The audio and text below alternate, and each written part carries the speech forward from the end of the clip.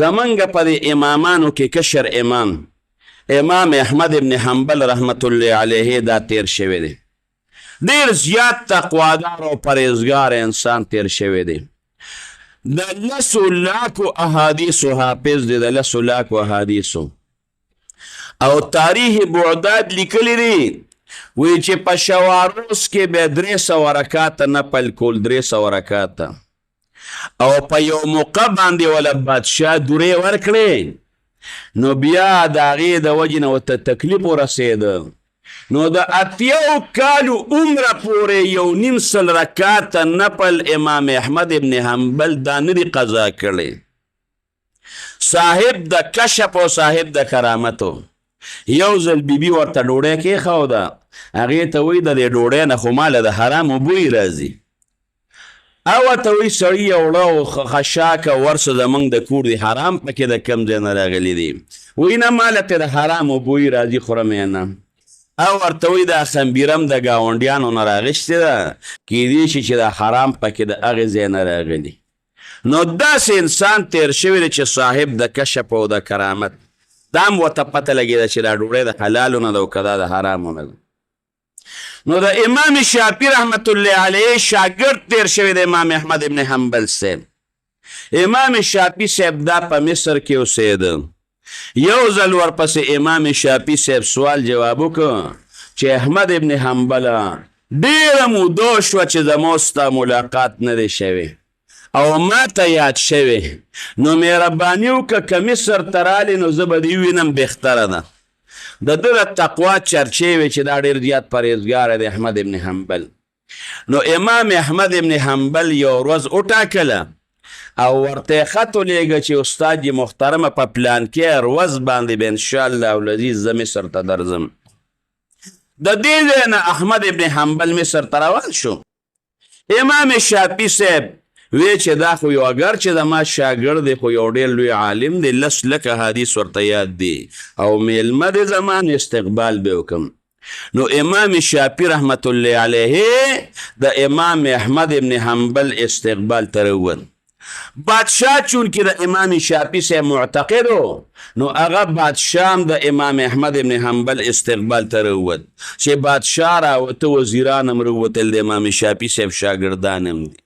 ډېر زیات خلک دی چې امام احمد ابن حنبل راغی، ډېر خلک بادشاه، وزیران، امام شافعي صاحب د هغه شاګردان دا د امام احمد ابن حنبل استقبال ته دا ولاړ. امام احمد ابن حنبل روان شو، بادشاه وی زما میلمه، بل وی زما میلمه. امام احمد ابن حنبل وی نه زه به د خپل استاذ میلمه کېږم چې د چا ملاقات لراغلیم، چې د چا دیدار لراغلیم، نو زه به د هغه میلمه کېږم. امام احمد ابن حنبل د امام شافعي صاحب دا میلمه شو. د امام شافعي صاحب ماشومان لونه دي، هغه هم ډېرې زیاتې خوشحاله دي چې دومره لوی امام او دومره تقوادار انسان چې نن په دنیا کې د هغه د تقوا او د پرهیزګارۍ چرچې دي، هغه زموږ میلمه دی. ډېر زیات خوشحاله وي. رالې روټۍ تیاره کړه او دس او بیا راوړې. امام احمد ابن حنبل صاحب په هغې باندې اودس وکړه، د ماسخوتن مانځه ته یې ځان تیار کړه. هغه کوزه واپس ورته بچو ډکه کړه، ماشومانو جینکو چې ځکه چې د شپې وده شي نو که بیا پېشمني تهجد له پاسي نو اوبه به ورته تیارې پرتې وي. ډوډۍ ورته راوړه، امام احمد ابن حنبل ته ډوډۍ کېښوده، خوراک یې ورته کېښود. امام شافعي صاحب هم ورسره په مصله باندې ناست دی. امام احمد ابن حنبل صاحب خوراک شروع که خو زر زر یې کوي، زر زر خوراک کوي. ډوډۍ هم لږه ډېره وخوړه، خوراک هم لږ زر زر کوي. نو چې ډوډۍ ډېره وخوړه نو ډېر خوراک خو نه دی پکار، زر زر هم نه دی پکار. نو چې کله دا لوښي ماشومانو کور ته یوړل او امام شافعي صاحب کور ته لاړه، نو دا لونه ورته وایي بابا تا خو وایې چې دا ډېر زیات نیک انسان دی، نو دا دومره خوراک څوک کوي لکه چې دا دوک او دومره زر زر خوراک. نو چې ډېر خوراک یې وخوړه خو ټوله شپه به اوده پروت دی، به د الله عبادت څوک یې مونږ ورته لوټه ډکه کړې ده.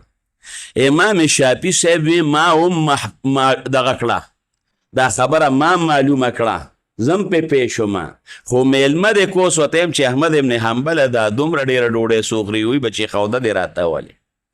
سار امام احمد ابن حنبل امام شافعي صاحب سره لاړه مانځله چې مانځله لاړ چې دا لوڼه یې راغلې چې ویې کتل نو کوزه هم اقه شانتې ډکه پرته ده.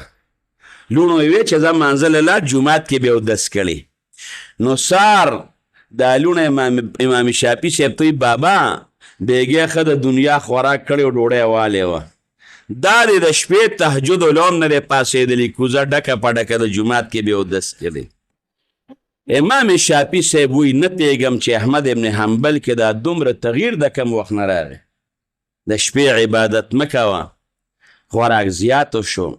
نو امام احمد ابن حنبل ته احمد ابن حنبل خفه کېږم یو تپوس در نه کوم یو خو تهجد له نه پاڅېدلې لوټه ډکه په ډکه کوزه پاتې شوې ده او دویمه خبره دا ده چې دومره خوراک هم نی پکار لکه چې تاسو عمره کو زر زر دی کو دا ولې. امام احمد ابن حنبل ورته استاد دی محترمه خفه کېږم تا چې ما ته کله خوراک ستاسو د کور نه روت او ما ته کېښودی شو نو دومره حلال خوراک ما چته په جون کې نه دی لیدی.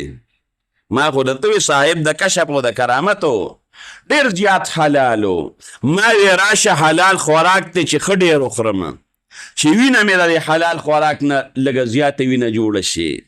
ما وی بل وخت کې به په ځان یو څو وخته نارې تېرې کړم خو حلال خوراک ته چې لږ ډېر وخورم نو په دې وجه مې لږ ډېر وخوړ او ته وی د شپې تهجد له نه پاڅېدلې ما خوب کړی نه دی نو ما اودس مات کړی نه دی نو اودس ته مې ساجتو د هغې حلال خوراک برکت ده چې د قرآن د یو آیات نه مې بېګا په شل بېګانۍ شپه کې سل مسلې روغ کړي د سلو مسلو استنباط مې کړی دی د هغې حلال خوراک برکت ده.